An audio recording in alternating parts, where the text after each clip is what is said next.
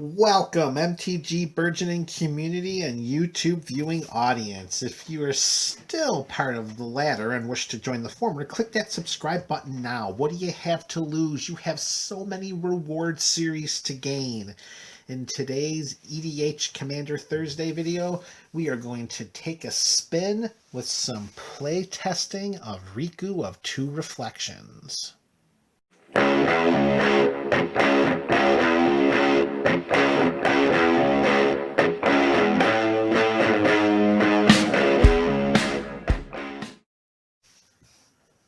Alright, MTG Burgeoning fans, we are here with a playtesting of the MTG Burgeoning community constructed Riku of Two Reflections EDH Commander deck.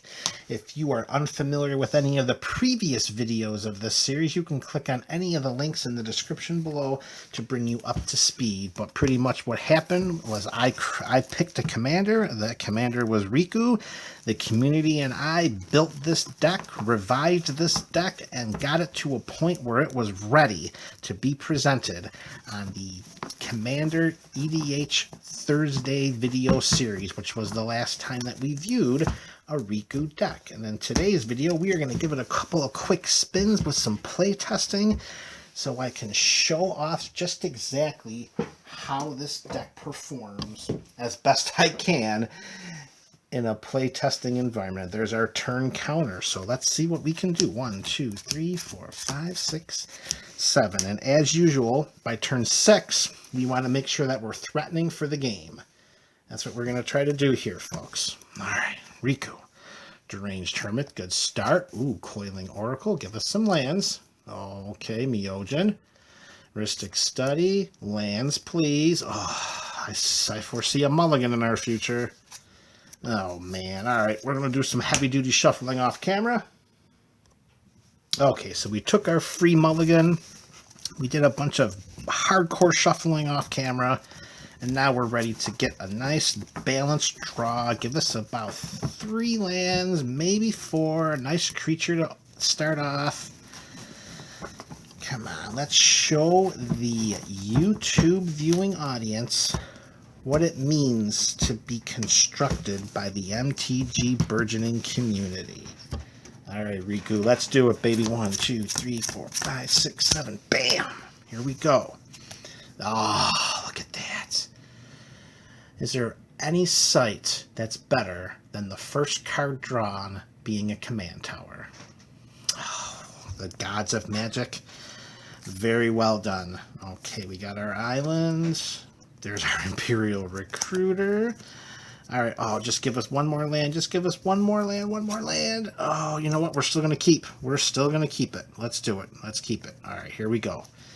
Turn 1. Watch this. Bam. Draw land right on turn 1. Here we go. Turn 1. Bam. Oh, all right. That's not terrible. We'll play our command tower. We'll pass. We're satisfied. Draw a card. Oh, there's our Scalding Tarn. That'll work. We're going to play that.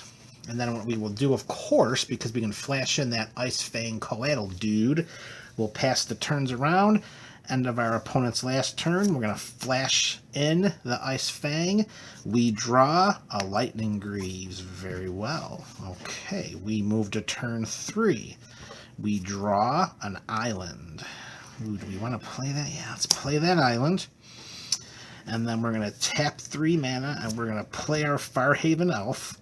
And we are going to search our library, and we are going to put a forest into play tapped. All right, with our forest into play tapped, we'll give our deck a little shuffling here.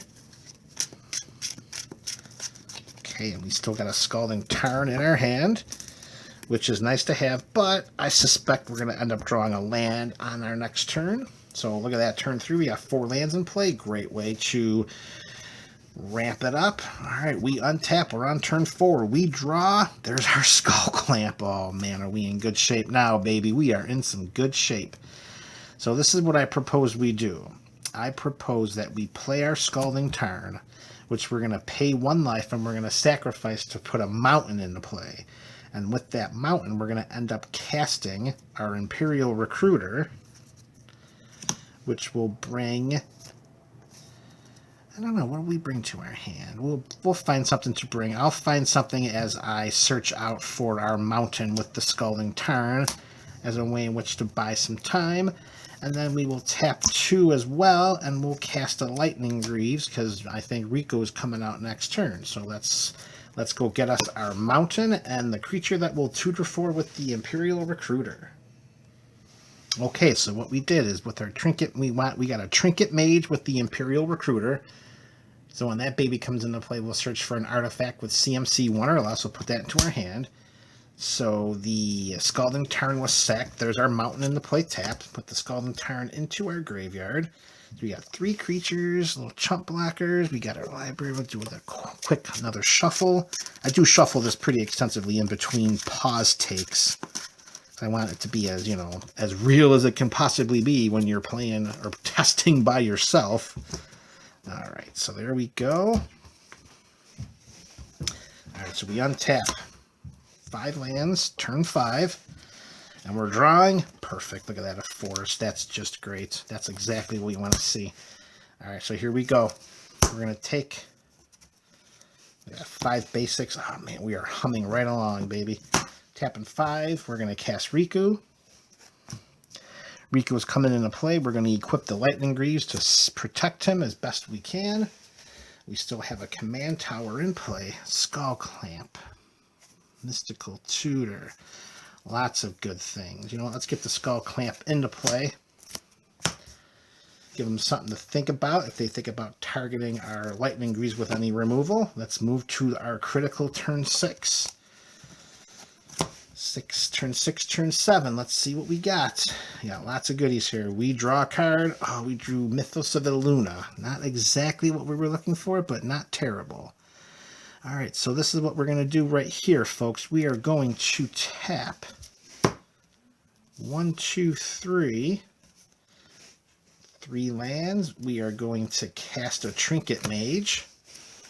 And when that Trinket Mage comes into play, we are going to tap a blue and a green. We are going to copy the Trinket Mage with a trigger from Riku. So we have 2 copies of Trinket Mage. They both enter the battlefield. And let's search our library, and I think you know what we're going for, folks.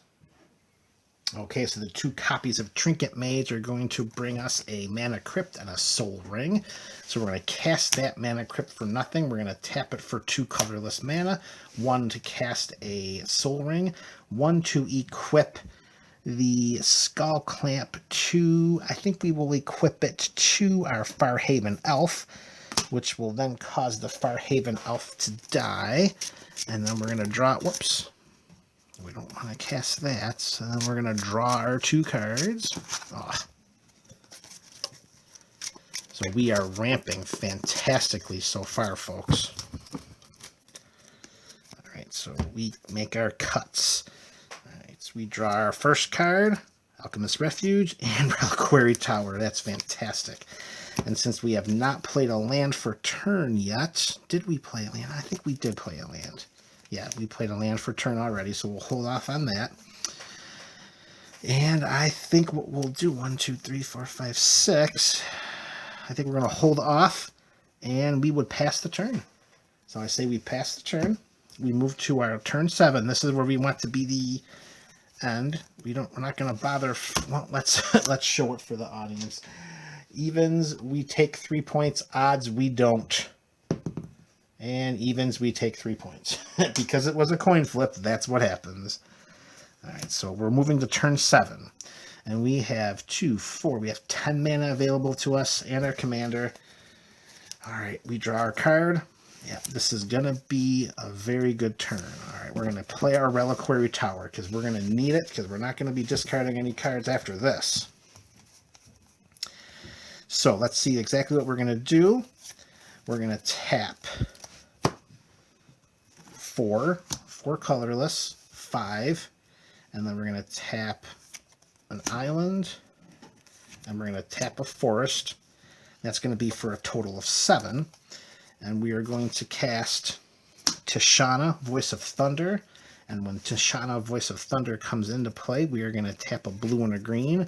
We are going to copy her with Riku.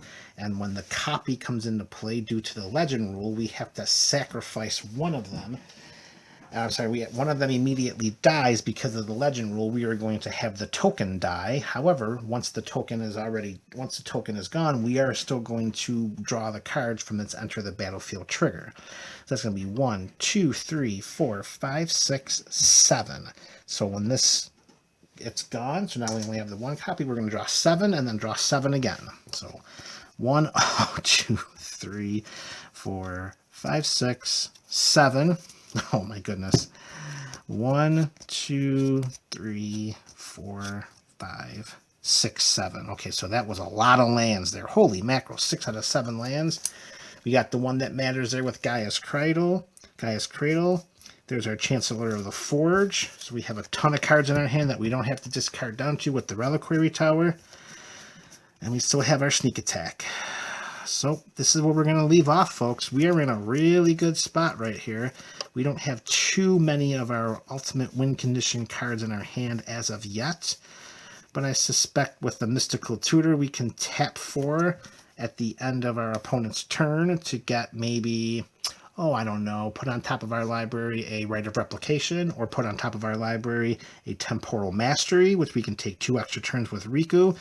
I think we pretty much have a solid hold on this game, folks. What a great play testing that was. Riku of 2 Reflections, he came through. He crushed it. Let's see if it can happen just one more time. Whew, what do you think, folks? Was that a pretty nice play test that first go around? I sure thought it was. All those cards in our hand, 2 ways to keep them in our hand with Tishana and our Reliquary Tower. Gaia's Cradle was in our hand. Mystical Tutor at the end of our opponent's turn. Temporal Mastery on top of the library, or a Rite of Replication, because we have the Chancellor of the Forge in play, or we had it in our hand. Even a Genesis Wave, and then copy it with Riku with Gaia's Cradle out there. That was nice. That's what we're expecting this deck to do. So let's see if we can replicate that, or maybe a reasonable facsimile thereof in this last play testing. Let's see what we got. 1, 2, 3, 4, 5, 6, 7. Come on, Riku. Let's do it, baby. Manamorphose, Beast Within, lands. There's our Breeding Pool. Steam Vents. One more land. Oh, beautiful. Oh, man, we got this. Deserted Temple. Perfect. Absolutely perfect. We play this all day, every day. Turn 1, we draw. Rabrask takes a seat. And we'll throw a Steam Vents into play tapped. Turn 2, we draw. Wood Elves, beautiful. We'll put a Steam Vents into play tapped. Untap. Turn 3, we draw. Genesis Wave, that's great. Hinterland Harbor, we're tapping 3. And we're going to cast a Kodama's Reach. We are going to put a mountain into play tapped, and we're going to put an island into our hand. Alright, so there's our mountain into play tapped, our island that will go into our hand. Kodama's Reach goes to the graveyard. We grab our already shuffled library, give it a couple of quick shuffles, give it a quick cutsy, smooth her out. Okay, not bad at all. Here we go, moving to turn 4, knowing that we had at least 5, nothing in play yet, but that's going to change. Alright, we draw Wilt, we'll play our island. Let's see, I think we cast Wood Elves here. So let's see, we're gonna tap our 3. Wood Elves gets cast. We put a forest into play. Okay, so Wood Elves brought our forest into play. And yes, I do know that we could have fetched out another. We could have got our Stomping Ground. But like I said during the description of the deck tech in the last Riku video, having a basic land of each type really helps with Earthcraft, and we want to make sure that we can activate our Earthcraft whenever we get it. So I do think that at the end of turn, we'll probably cast a Beast Within on something. I mean, we're on turn 4, so it seems reasonable that we would have to get rid of something. So end step, we tap on, or during the next round of turns for our opponents, we would tap something and cast Beast Within, destroying a permanent, giving them a 3/3 Beast creature token. Okay, so we move to turn 5, and we're getting down to the nitty-gritty here. We draw a Cyclonic Rift. So I think we're definitely going to cast that. So we'll put down our Deserted Temple with 7 lands. Turns go around. We'll cast Cyclonic Rift for its overload. Send everything back. Get back to our hand. Taps. Move to turn 6. We draw a card. Siege Gang Commander. Oh, it's starting to stall out here a little bit, folks. It's starting to stall out a little bit. We're going to tap 5. And we'll cast Urabrask, making sure that any creatures our opponents play are going to come into play tapped. And I think we're not going to wait much longer. I do believe that we're just going to tap the 2. We're going to cast our Manamorphose. We'll draw our card. That doesn't help with the 2 mana we'll use to cycle Wilt. We'll draw a card, get a Thought Vessel. All right. So we move all the way around, and this is it, folks. This is the critical turn 7. 2, 4, 6 with 7 lands in play on turn 7. Missed our lands. All right, come on, give us something. We draw an Exploration, not what we wanted to see. What do? Do we put a Siege Gang Commander? All right, let's put a Siege Gang Commander and a Thought Vessel in play. We'll tap out for 7. We'll put our Siege Gang Commander into play, and we'll put a Thought Vessel into play. And there's our 3 Goblin Creature tokens. So we'll give ourselves one more turn to draw something here. We'll move to turn 8. We've got 8 total mana. So we need something. We need something here. Oh, I suppose in the long game, the Consecrated Sphinx would work out pretty darn well. I'm interested to see what would happen. So let's do this. Let's cast the Consecrated Sphinx, and let's cast Exploration. I know now I'm getting ridiculously greedy here, because there's no chance that our opponents are going to allow these things to stay in play. But let's do it anyway. So we tap for a total of 1, 2, 3, 4, 5, 6. All right, so we got a Consecrated Sphinx in play. We've got 3 opponents, so we'll draw a total of 6 cards. 1, 2, 3, 4, 5, and 6. All right, so we move to our last turn of this play testing of this video. Turn 9, we've got an Exploration. We draw an Eternal Witness, which I suppose we could get back our Cyclonic Rift if we were really trying to make this go too long. We play a mountain. We play an island. And I think we would be in trouble. I mean, we could Genesis Wave. We're not sure what would happen. We do have haste. Not too sure about this one, folks. We've got an Avenger. We do have the Druid's Repository, so maybe in the long term, we might have been able to do something, but this is turn 9. We can't really expect to have this kind of board state on turn 9. All right, folks, this is MTG Burgeoning. What do you think, community? Can this give Zaxara a run for its money?